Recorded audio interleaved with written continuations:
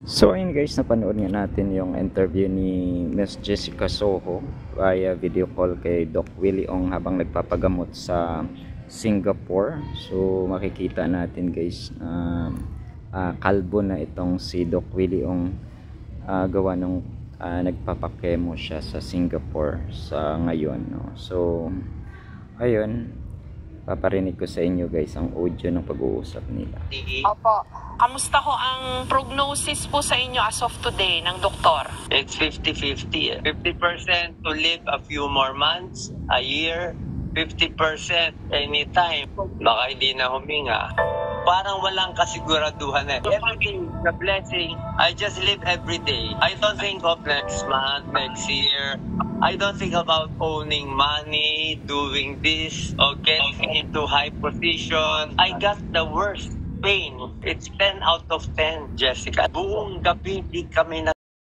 So ayun guys, ang naging bahagi ng kanilang usapan, no, sa video call ni Doc Willie Ong at ni Miss Jessica Soho. So grabe, nakakaawa po, no? So ito pa guys, paparinig ko pa sa inyo.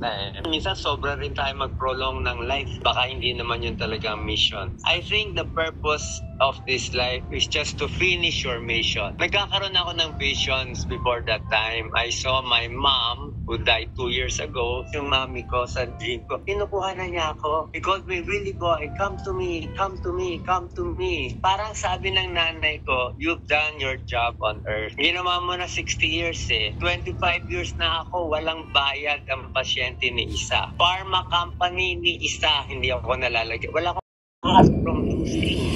May sakit na nga't nahihirapan. Hindi pa rin daw maiwasang maisip ni Doc Willie. Gusto ko tulungan yung nasa probinsya, yung mga mahihirap. Ang pinagdadaanan ng mga kapuspalad nating kababayan na may sakit at sana raw maisip ng mga nasa politika na ang dapat nilang inuuna, bayan at hindi sarili. Alam mo, nagigilty talaga ako dito eh, Jessica. Bakit po? Dapat mamamatay na ako sa Philippines. I was sure I would be dead in 3 to 4 days. Kasi ang bagal ng healthcare natin, grabe. Yung biopsy result, I have to wait 1 to 2 weeks. Dito biopsy nila, half day, nandyan na. Ito mga butas to ng mga biopsy. Biopsy 1, biopsy 2. I need a PET scan. Ilan bang lugar sa atin may PET scan? Dito, in 1 hour, basado na. So when I was here, I was surprised that many politicians come here. That if the politicians are coming here, hindi pa kayo naawa sa kababayan natin. Mayaman ka o mahirap, trapped ka in the Philippines.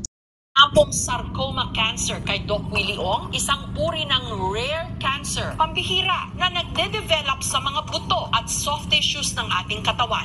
Ang cancer ay maaaring manggaling sa genetic mutation, lalo na po kung marami ng mga kamag-anak na nagkaroon na rin ng cancer, na expose sa mga environmental factors katulad ng radiation,